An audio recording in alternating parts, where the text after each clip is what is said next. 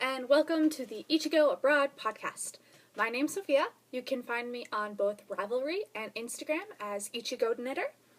The podcast has a Ravelry group under the title Ichigo Abroad Podcast. Please feel free to come over and join. I'd love to hear you. That's really random. I'd like to hear from you. I'm like standing here. I'm like, I haven't had my coffee yet, okay? Ready, guys? Coffee. Right here. Oh yeah, hold on. That's gonna bug my dad. You're welcome, Dad. You brought this addiction on me. Anyways, I'd love to hear from you. It's always exciting to hear from new people. I'm always like, whoop, people, hi. I'm a total extrovert. If you didn't know that about me, I really, like anybody and anyone, I'll be like, hi, you're a person you want to talk? It's the reason I'm a language major. Anyways, I'd love to hear from you. You can find this podcast on the Ravelry group, on YouTube under Ichigo Knitter, and on my blog at dreamingworldsaway.blogspot.com. So, crazy rambling of the day over with. On to more crazy rambling? ? Yes, okay, more crazy rambling. So, finals are here! Yay! Oh. Okay, so, story time. It is week 1 of the 2-week finals joy happy period. Yay, no, not fun. So, if any of you have missed the joyful college days of finals, let you relive it through me. Okay, so this week I have an 8-page paper due tomorrow. When did I start that? Sunday. When did I finish it? Last night. Yay! Yeah, I had to write an 8-page paper on Philip von Siebold, the German physician who came through the Dutch to Japan in the 1800s, and a few years later was promptly banned from Japan. Fun stuff. So I wrote an 8-page paper on him. I cannot speak today. I apologize.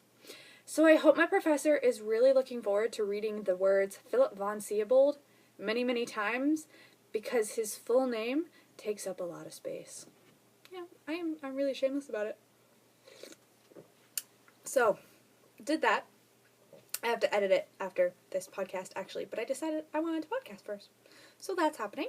My oral exam is tomorrow morning at 9:21, very specifically. Not sure why 9:21 and not 9:20, but I won't question it.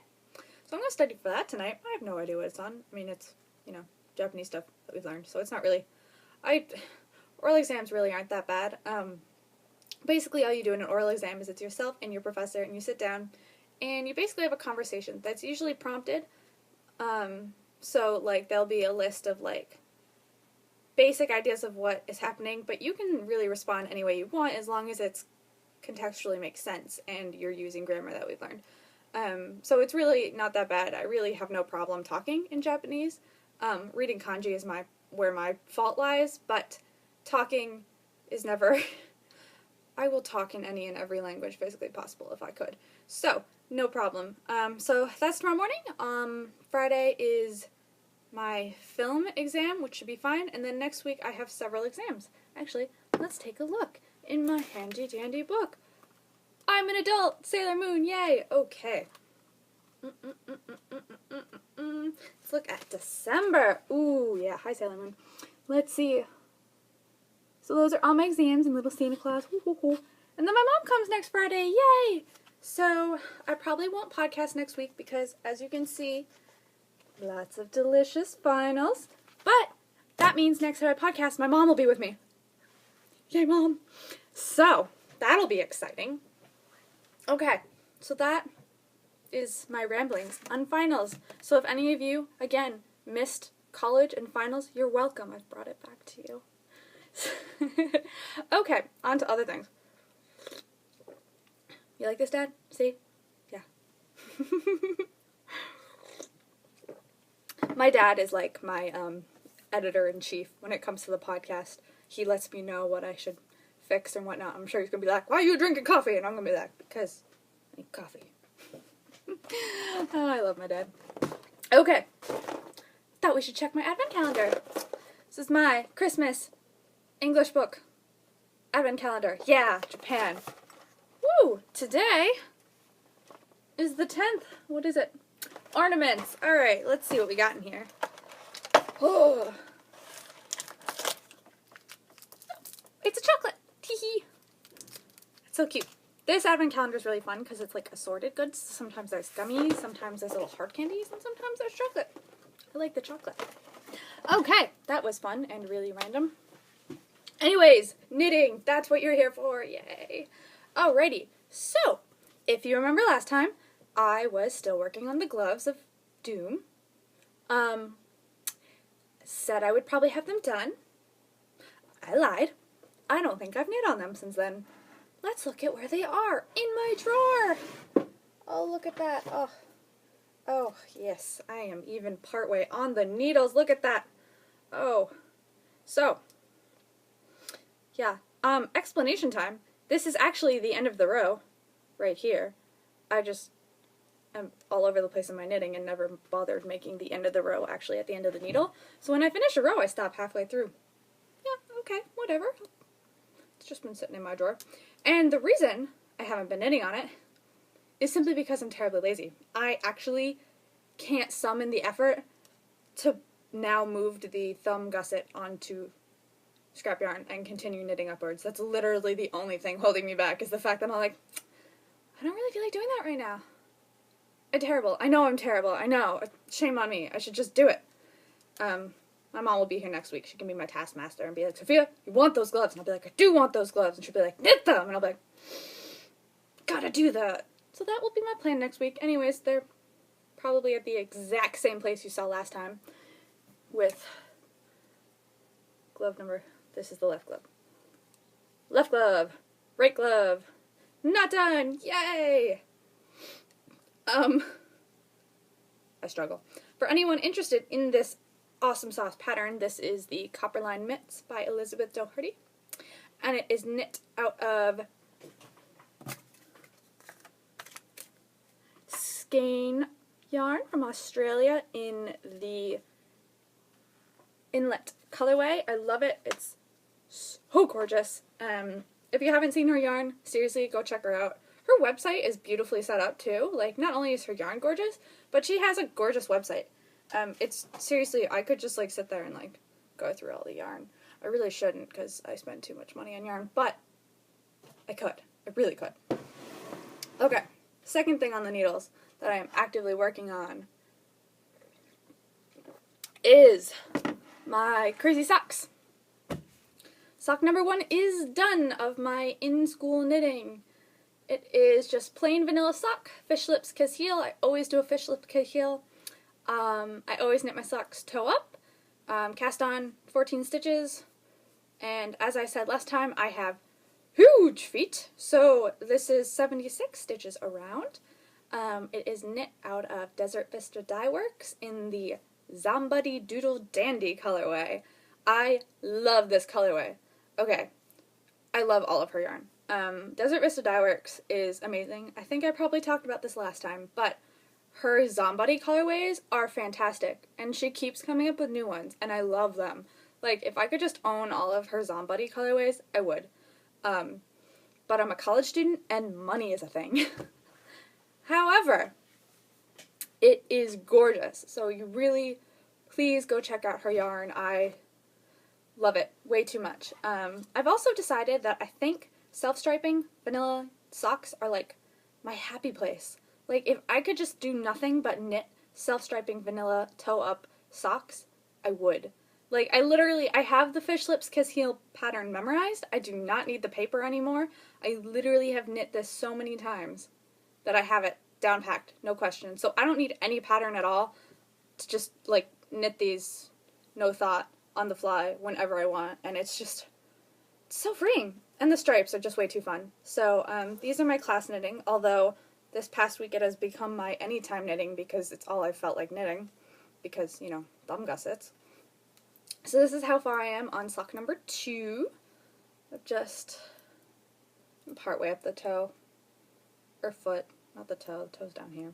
I don't know things anymore. I'm partway up the foot. Still got quite a ways to go because, again, huge feet struggles. But I don't really care because I just love knitting them.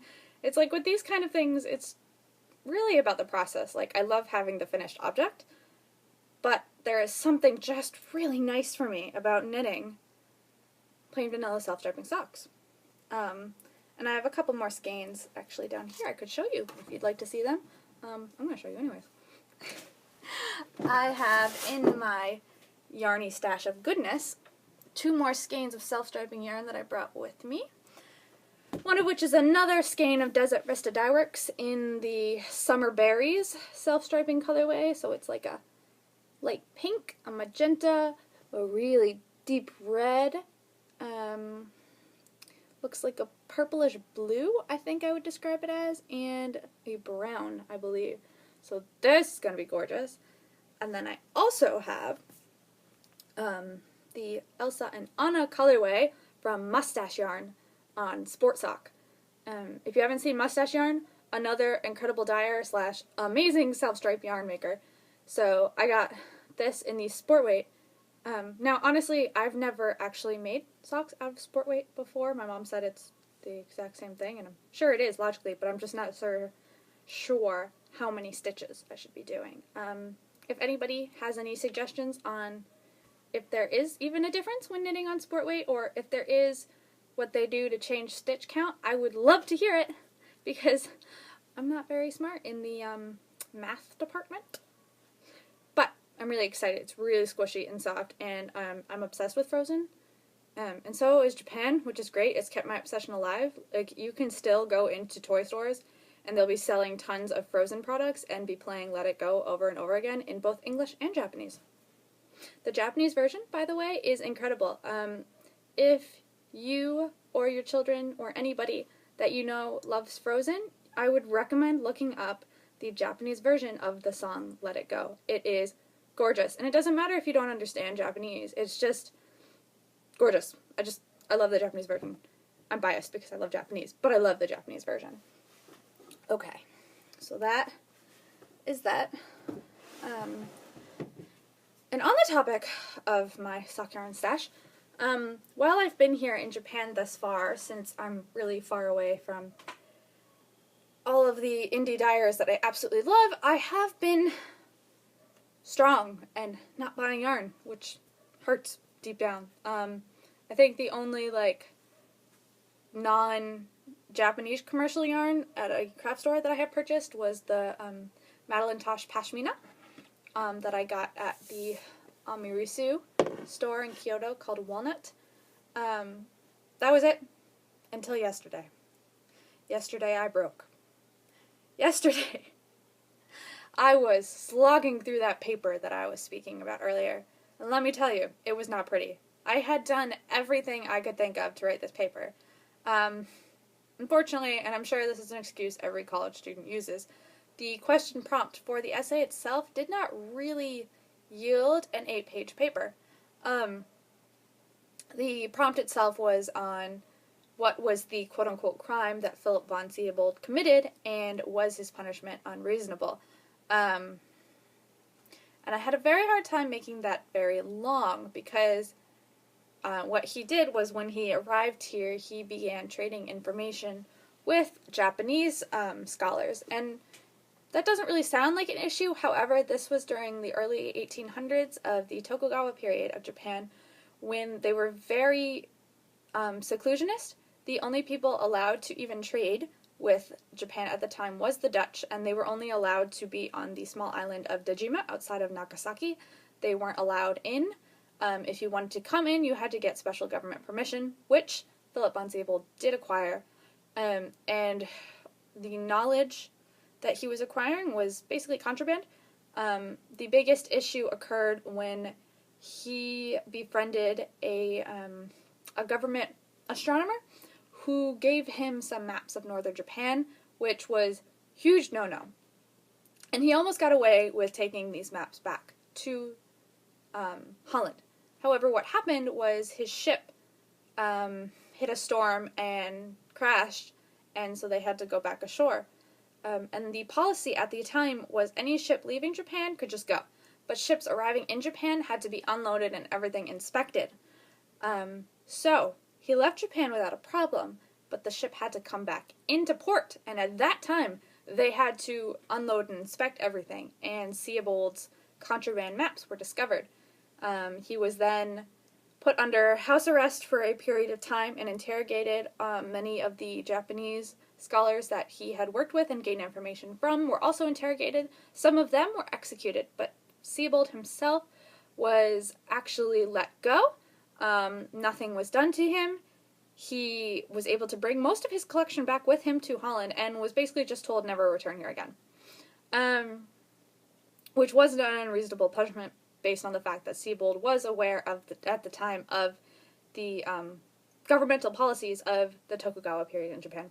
So, that's the paper. I just explained that to you in, 2 minutes? Yeah. So, I was like, how am I supposed to do that? And then I realized, my friends were all like, oh, you can, tweak the margins and stuff, and I'm like, no, I don't want to do that. I'd feel horrible if I did that. And now, my standard for writing papers is size 12, double-spaced, which is, what professors want. And I was on page 5 yesterday. I went to the library. I was, told my friends, I got out of a class, and I was like, guys, I'm on page 3 right now. I'm going to go into the library, and I'm not going to come out till it's done.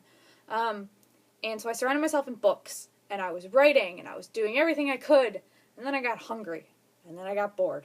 So I left, shamefully, with halfway through page 5.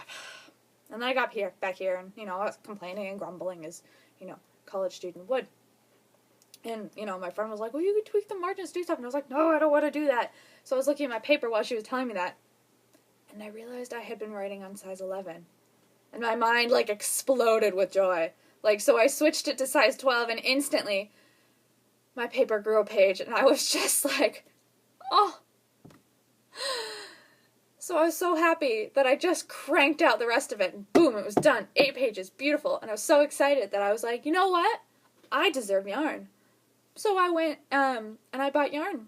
Excuse me. I bought yarn. I went to the Amirisu website, which, since they're located here in Japan, and, they import, foreign yarn, I was like, oh, okay, look, I have wanted to knit this pattern called the French can-can forever. I think the first time I ever saw it, I know the first time I ever saw it was on an early episode of the Bakery Bears podcast. Brownie Bears was showing off one that she had knit, and I was like, I need that in my life. And I had gotten this pashmina, and I was like, oh, maybe I could make it out of that. But it's sport as opposed to DK, which is what the pattern calls for, and it wasn't the right yardage. And I was like, I really want to knit this pattern, but I want to do it right, because every time I knit a shawl, it comes out way too short. And I wanted this to come out, the way it should be. So I ordered 2 skeins of Madeline Tosh DK in the worn denim colorway, which I'm really excited to see in the realsies. So I ordered that, and I was like, yes, this is awesome. I deserve this. Dang it for dumbly whipping out this paper. I justify yarn purchases like that. So I bought that. Great. Okay. That's good. 2 new skeins of yarn. No harm done. I'm done. That's where I opened the water gates right there. Sort of. Speaking, if that term even makes sense. I don't know English anymore. So, go ahead a few hours, right? So it's 1 a.m.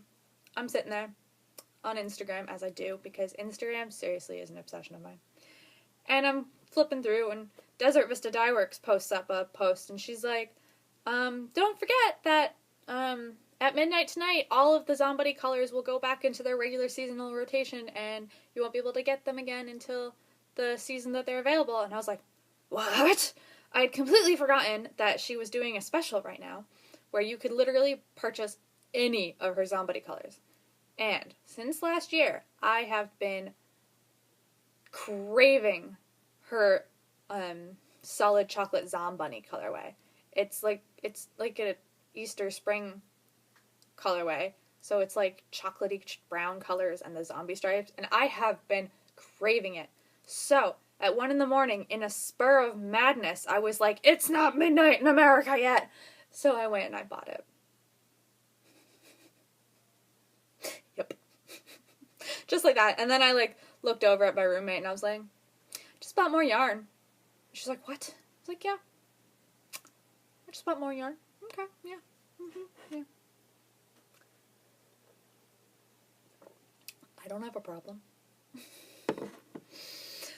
So I did that. So, in about a month or so, I should have some new yarn, because shipping to Japan takes a long time, and obviously you have to dye the yarn, so it's like, I'll probably forget about it, and then not remember until I get the package, and then explode with happiness again, because, yay!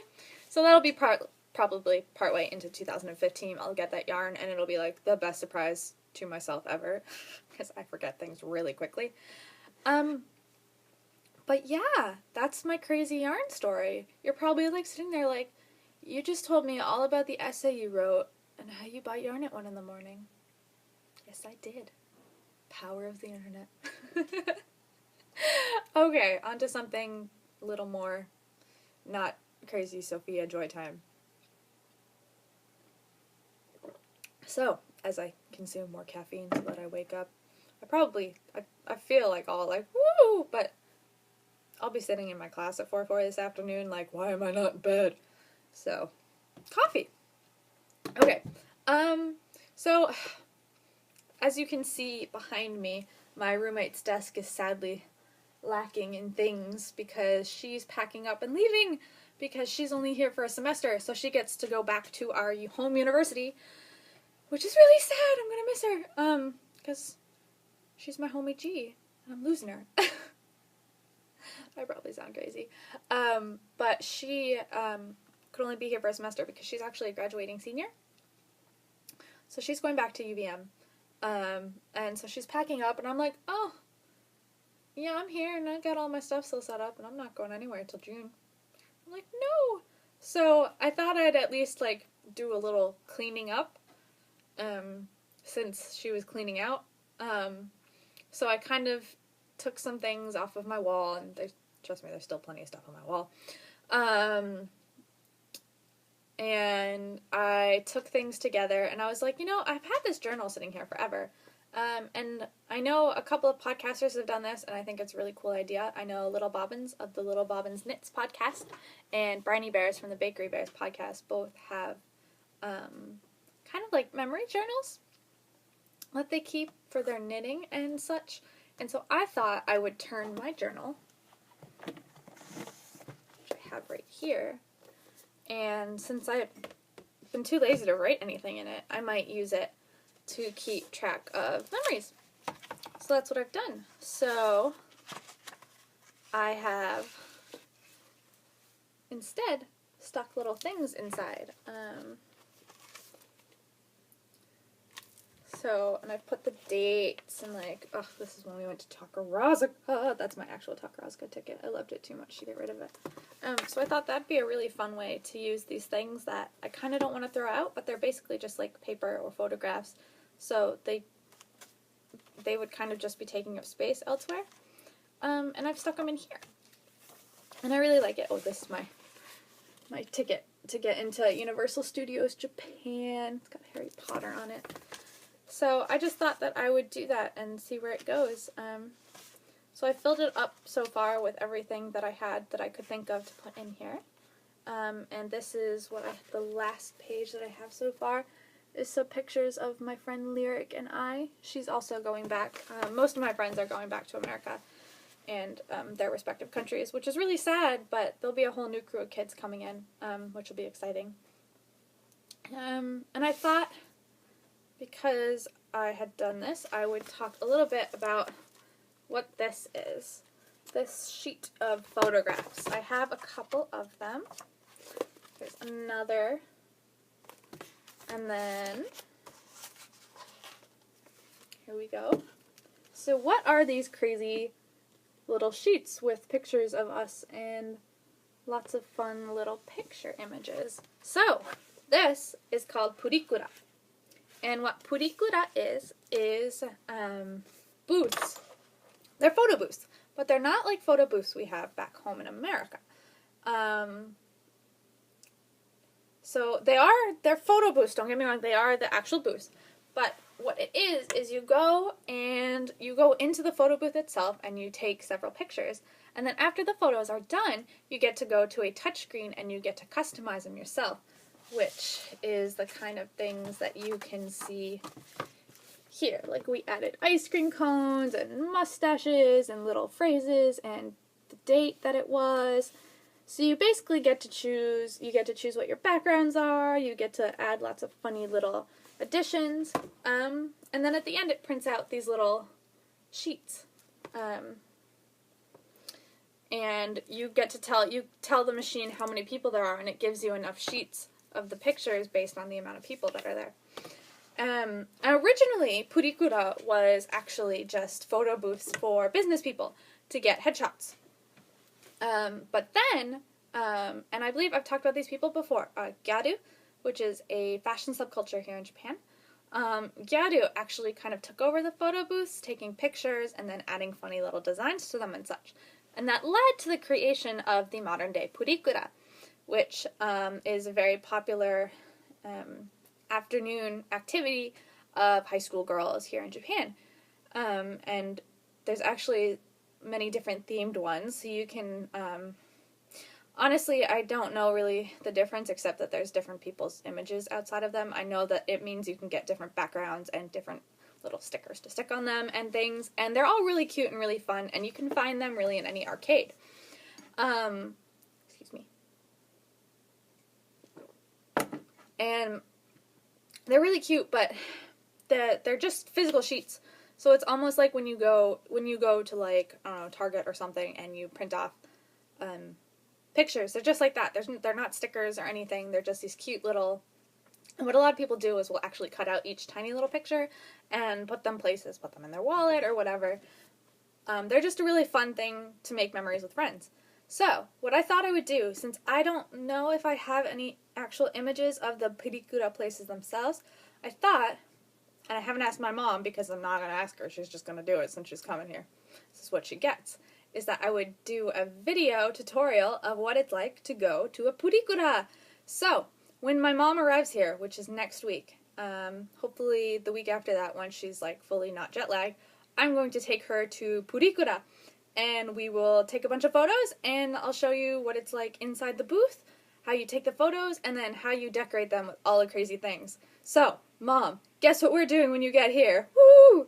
So I thought that would be a lot of fun to show you guys, because I really like going to purikura. It's really unique here in Japan, and I love it. And it's cheap way to make really cute, funny, silly memories. So yeah, that's my plan. Excuse me. Coffee. So we'll be doing that, and then she's also going, when she's here, she'll be here for 3 weeks, so I'll probably do 3 podcasts with her, yay! It'll be really, I'm really excited to see my mom. She's the awesomest, most cool beans person ever. And we'll be doing lots of knitting. Like, I have been, like, messaging her, like, Mom, I need these needles. I need this yarn. I actually think she maybe have sent them to me, which would be really cool. I might get them next week. My scrap blanket. I know a lot of people out there in the knitting world are doing scrap blankets, and so am I, because I always have a lot of sock yarn left over, which makes absolutely no sense based on how large my feet are. I don't know how I do it, but I do. And so I started a scrap blanket back home, and then I left it there because, being derpy, I was like, oh, this is going to take up space, and I probably won't work on it while I'm there. And now I'm sitting here and, watching the usual podcasts that I like to watch, and everyone's like, oh, I'm working on my scrap blanket, and I'm like, I want to do that too. Where's my scrap blanket? So I asked her to give me my scrap blanket and needles. So I'll have that soon, yay! But yeah, I'm really excited to go pick up my mom next week. It's going to be so, we're going to have so much fun, and we'll take you lots of places. I think we'll do some, like, videos of us actually going places and actually doing things. Like, maybe we'll go to a restaurant and take a video of how glorious restaurants here are, because they are awesome. I tell you that. I love Japanese food so much. So I thought we'd do some fun stuff like that, and like the purikura thing, which my mom has no say in. It's happening. Might possibly be revenge for the fact that this morning, when I went on Instagram, I had a bunch of notifications, and I was like, oh, that's awesome. They were mostly from my mom. You know why? I'll show you why. Oh, my mom. So, my mom and I are both part of the O-Loops group on Ravelry. They're fabulous ladies. And so, the O-Loops group every year does a fall all fall long, so it's like September, October, November, December, Harry Potter knit-along. And unfortunately I couldn't participate this year because it wasn't really feasibly possible with me being here in Japan, having the time to dedicate to it. But my mom, because, she's back home, is in it. I think she's like one of the headmasters, or not headmasters, like professors, that's it. She's one of the professors for Hufflepuff, I think. And so I believe that this is from her swap that they did. And her swap partner sent her a bunch of adorable knitting bags, which is awesome, and they're adorable. But I go on here, and her posts are a sushi bag. No, you can't have it, Ichigo Knitter. I don't know if you see that? See that? You see that? Uh-huh. And then, oh, look, it's a TARDIS bag. This is fabulous. And again, you won't be able to see it. But it says, again, you can't have it, Ichigo Knitter. Thanks, Mom. And then, wait. Oh, then she got stitch markers. Nope, can't have these either, Ichigo Knitter. I wish I could show you. Can you see that? Nope, can't have these either, Ichigo Knitter. Aw. Are you mocking me, Mom? Because now you get to go to purikura with me. I love my mom. This is totally in jest. But I'm totally making her go to purikura because I go on this much. She's like, oh, look at all this stuff. No, you can't have it. No, you can't have it. No, you can't have it. Wow.